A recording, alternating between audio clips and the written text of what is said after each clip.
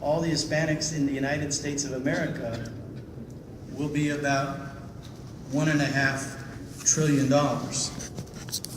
From a global perspective, that means America's Latino market would be the 11th largest economy in the world. Think about it, 11th in the world.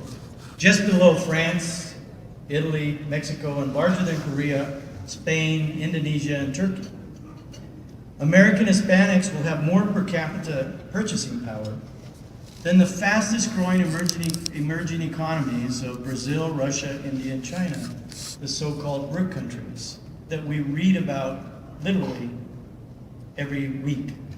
All you have to do is go to a magazine rack and you'll see a story about China, you'll see a story about India, you'll see a story about a lot of those opportunities in those countries.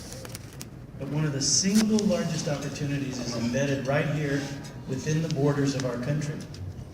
And oh, by the way, I could talk a little bit about to the south of us as well, where little known stories like Mexico, we export more every year to Mexico than we do to China. But when you see the magazine cover, it is about China, it is about India.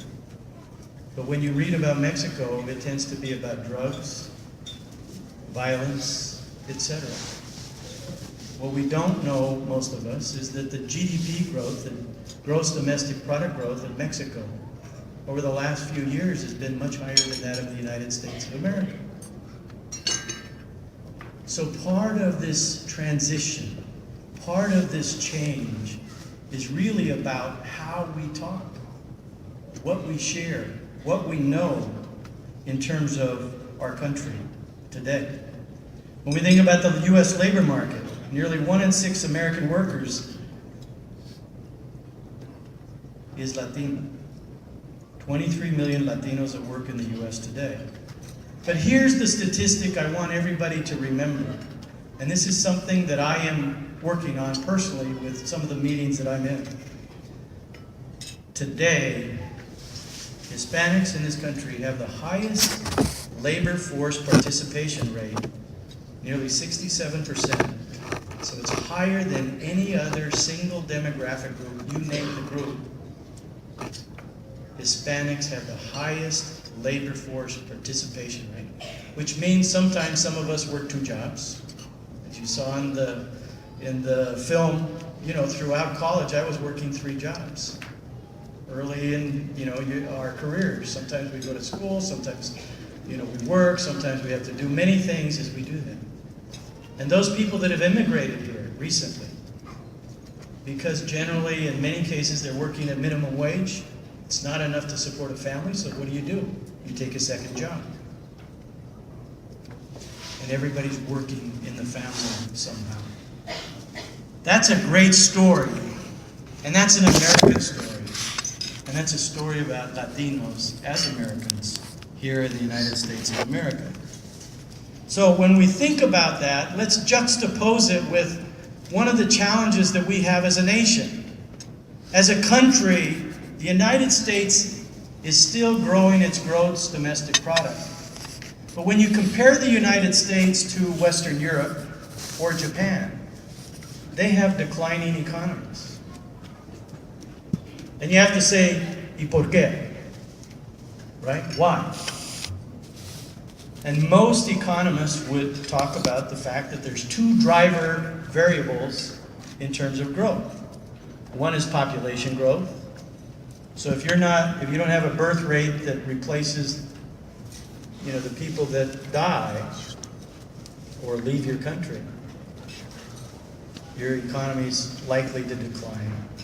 And the second variable is about productivity and how you think about being more productive every day and getting people that believe in working, believe in doing the best job that they can do and serving their customer base. Well, those are all variables that describe the Hispanic in this country of ours.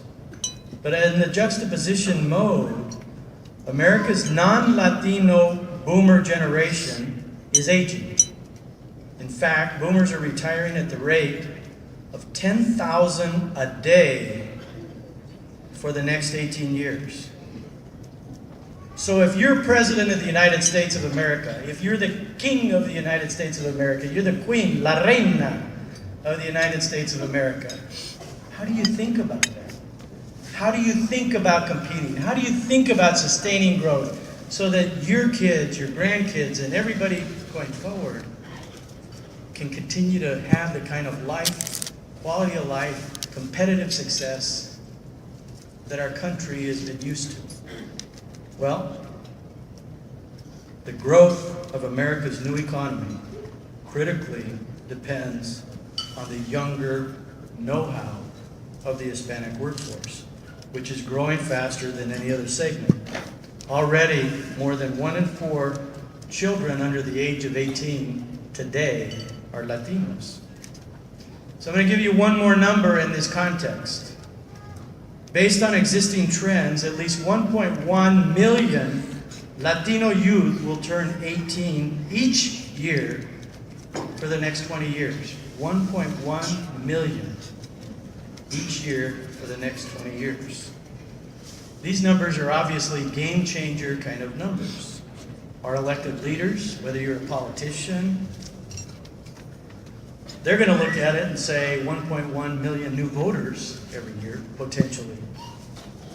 And as a business person, those of you that are here as employees of businesses in whatever role that you have, you're thinking about 1.1 million new consumers, because now you're graduating, you're in the workforce, or you're in college and about to stimulate further economic growth in terms of your life going forward. And also, if you're a business person, you also think about 1.1 million new workers coming into the workspace for you to hire, for you to train, for you to grow, for you to employ and actually take advantage of in today's global competitive economy. So we need this. Any rational human being that has any kind of sense or savvy will understand that we need this to fuel America's economic growth and productivity going forward.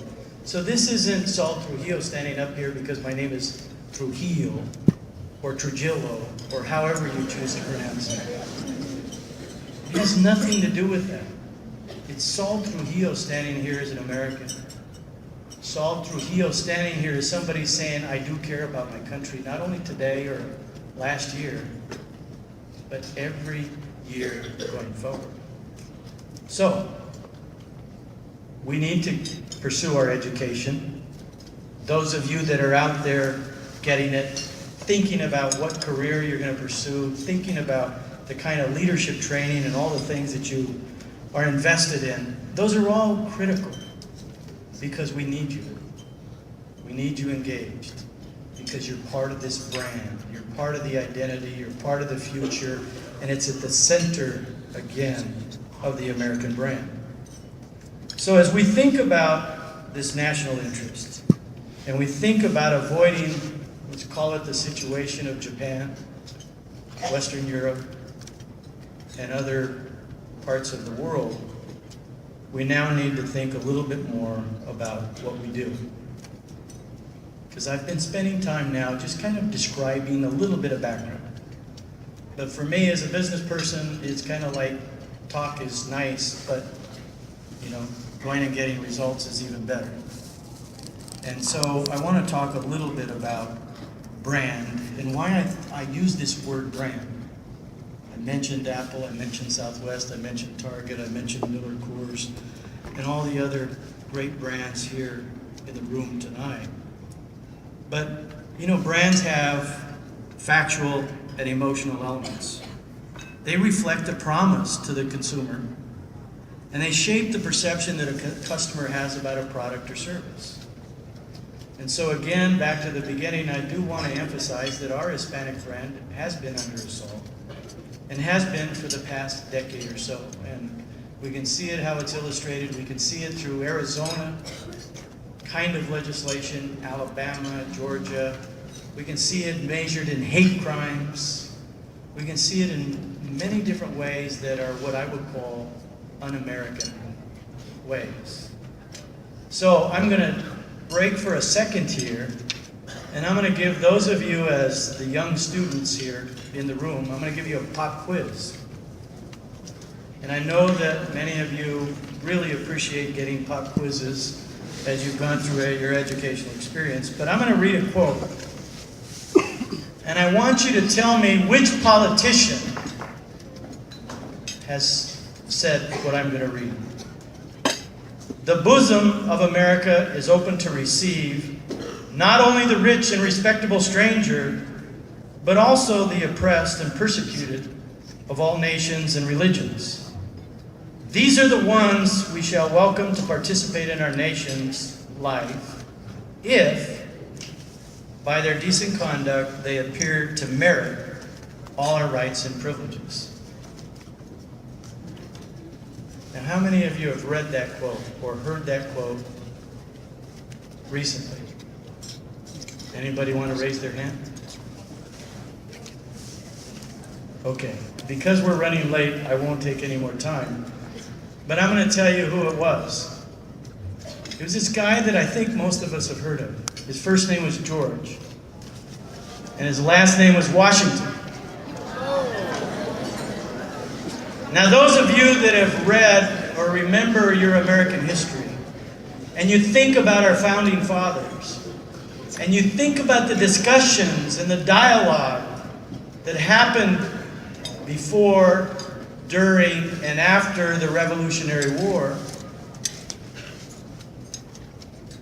this is all relevant. These discussions are not new. But we had leaders like George Washington, Thomas Jefferson, and others that were saying, we're not picking and choosing by how wealthy or how rich or what pedigree you come from. But it's basically, we want to welcome those to build our nation that are coming here to work, that are coming here to contribute, that are coming here to engage. And that's really the dialogue that we should be having today as we think about issues like immigration reform. But even more important than immigration reform, because for me, that's an important issue, but it's only part of the bigger story about engagement. Engagement and inclusion of all people. And in particular, because of the age demographic of the Latinos, because of the entrepreneurial aspects of Latinos, and because of the work ethic and family centricity, and because of the faith-based beliefs that reside throughout the Hispanic community. This just correlates so well when you go back and read your American history. And you think about our Constitution, you think about the Bill of Rights and how it came about. All of that is our American brand. And if any of you have lived and traveled around the world or have friends as you're in school today that have come to this country, why do they want to come here? They've always wanted to come here because we welcome people to come that could add value, that could contribute, that could do lots of things. Because that's part of the legacy, part of the greatness of America. So whenever I run into anybody in discussions and debates and they talk about, well, we only want to accept certain people and we only want this or that, I generally look at them and say, so you don't really believe in the founding principles of our country? Because our brand, the brand of our nation, the brand of our country, is really intertwined with welcoming and accepting people that want to work, that want to contribute, that want to be engaged in whatever ways that they can. And we need them. And we need them today, and we especially need them on into the future. So, I'm going to read very quickly what I would call the top 10 myths, and then I'm going to talk about what I think we need to do. Number one, the top 10 myths. First one that we read a lot about is Mexicans take our jobs, American jobs. Number 2, unauthorized immigrants don't pay taxes. Number 3, Hispanics are different from regular Americans. Unauthorized immigrants expect handouts. They are takers, a burden on society. Mexicans cheat, steal, and game the system to get ahead. Hispanics are lazy, uneducated, and content to do menial jobs. Hispanic immigrants don't want to learn or speak English. Mexicans come to the U.S., join gangs, and contribute to violence and drug trafficking. Hispanics are concentrated in agricultural and general service sectors, and most Latino success stories are in the entertainment sector. So, those are things that are out there when we talk about the negative brand. So now let me talk about what the positives are of the brand, the facts, the truths. First of all, as we think about it, who founded the country? Who discovered the country? Hispanics are America's first immigrants. Hispanics have been the leaders in building and defending the United States. Most Hispanics are U.S. citizens. Hispanics are proud Americans with a strong work ethic, with a culture rooted in family, religion, and work. And Hispanics generally integrate very easily into our U.S. society. Hispanics are critical participants, and I've talked about many of the things there, but I want to emphasize one element here. Most people don't know this. I just was in a big meeting in New York with some very key media executives at the highest level this week. And I said to them, do you know that Hispanics are creating businesses at 2x the rate of non-Hispanics? Entrepreneurs, business people. That's part of the brand, and that's part of what we need in this country today. So, I can go on and on about lots of data and statistics, but I do want to remind ourselves of a few things. When we talk about being the first immigrants, our roots on this continent go back to the 16th century, where Ponce de Leon made landfall on the east coast of Florida in 1513. In fact, Hispanics have been in America longer on a continuous basis than any other group except for the Native Americans. And there was obviously a lot of intermarriage. The mestizo between the Spaniard and the Native American, whatever part of the nation we talk about, and actually the continent. As America's first immigrants, Hispanics were also the first Europeans to explore the new continent, all the way from the Appalachians to the Grand Canyon, from Florida to California, more than 300 years before Lewis and Clark. In fact, Spaniards had explored more than half of what are now the lower 48 before the first English attempt on colonization on Roanoke Island in 1585. A failed colony that came 20 years after the first permanent Spanish settlement in Florida in 1565. So clearly Hispanics have been involved in this country from the beginning, through the Native American, through the Spaniards that came, and the intermarriages that was there. So, lifelong contributions, but I also want to share a couple other things. Because when we talk about American history, sometimes things aren't quite shared that perhaps it's important to know as part of the American brand. Because people talk about us as being here for the last week or so, as opposed to from the very beginning of our nation. Because Hispanics have been nation builders for centuries. Notice I use the word nation builders. So when we think about it, there's an individual by the name of Don Pedro Menendez who built the first church in the continental U.S. in Florida in St. Augustine in 1565, 50 years before the Mayflower Pilgrims settled in Plymouth Rock in 1620. And when we think about all the other buildings, those of you that come from different states, you know the history, in particular in the big population centers, whether it be Florida, Texas, California, and states in between. Massive involvement.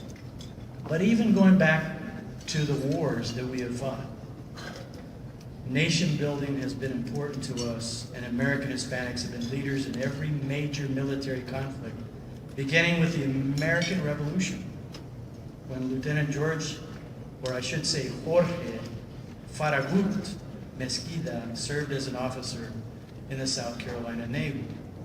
Most of us will remember the battle cry, "Damn the torpedoes, full speed ahead."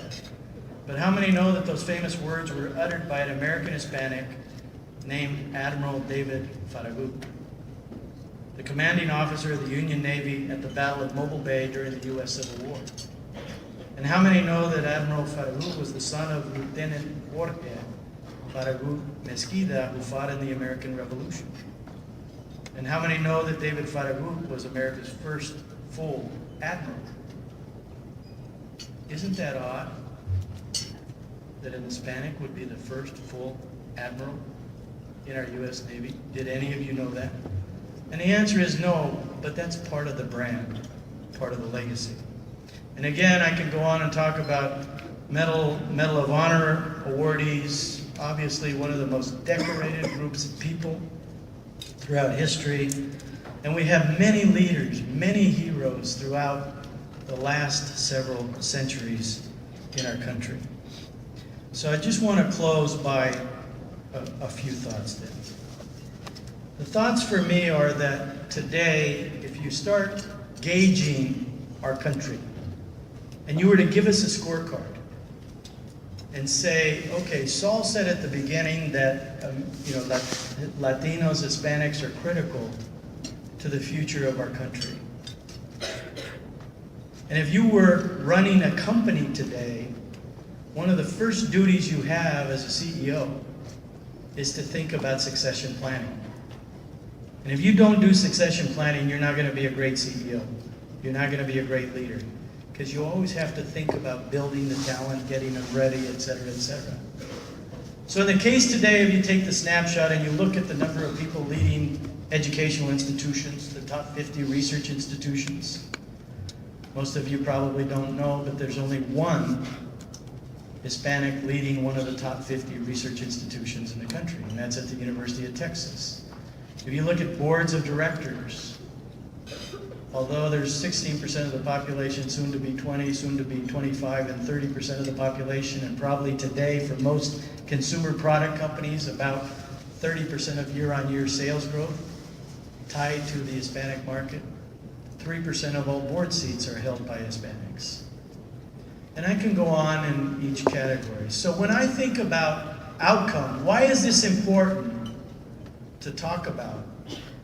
The key word is engagement and involvement and inclusion as we think about the engagement of Hispanics in every sector of the economy at all levels, not just the entry levels, but including the top levels. Because that's what we need to drive for the best interests of our country, for the best interests of how we think about being competitive going forward. And so there's that element. So what do we need to do?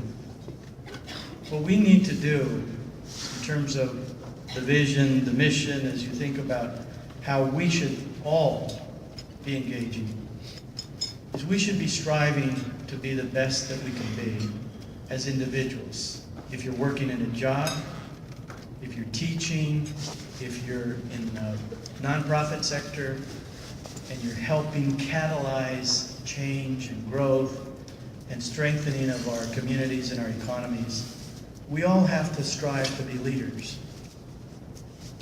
And I want to encourage everybody here tonight to think about not only just being a great employee, but thinking about how you make things better every single day.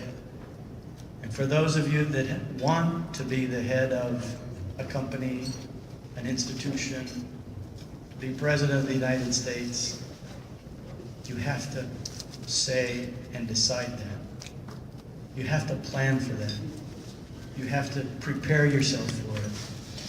And you have to build all the necessary disciplines to do that. So, some of us, as we think about things that each of us can do, We are working with many different organizations to try to build that understanding, that baseline understanding of size of market, size of population, all the things that are going to be attributed to the Latino brand, and the positives of being a Latino in this country. And helping people then start putting that into their planning processes. So that if you're in the media and making TV shows and doing movies, you understand how important it is to have a Sofia Vergara or an